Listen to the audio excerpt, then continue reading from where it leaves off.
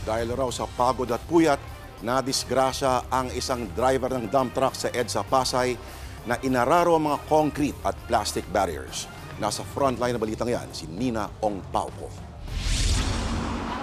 Wasak ang bumper at harapang gulong ng dump truck na yan sa southbound lane ng EDSA sa distrito ng Malibay sa Pasay City.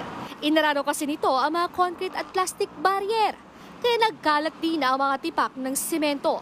Kuwento ng truck driver na si Samuel Valdez Jr. Papunta siyang Cavite, galing Rodriguez Rizal para maghakot ng basura. Pero dahil pangalawang ikot na niya at wala pa ring pahinga. Kaya idlip ako, ma'am. Kulang daw kasi sila sa tao, kaya kailangan pa rin bumiyahe. Bakit sir hindi kayo huminto muna nung alam nyo nga inaantok kayo? Tumatawag po yung dispatcher namin, ma'am, na walang truck daw. Na walang kakarga. Sabi nung driver, pabibiyahin daw siya ng bus niya kasi nga nagkukulang sila ng truck. Yung truck, itutow po siya, ma'am. Dadalhin po siya sa impounding. Hindi naman nasakta ng driver at wala ring nadamay. Pero mahaharap ang driver sa reklamong reckless imprudence resulting in damage to property.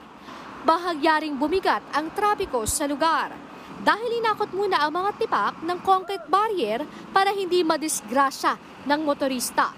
Nagbabalita mula sa frontline, Nina Ong Pauco, News 5. Mga kapatid, Julius Babaw po.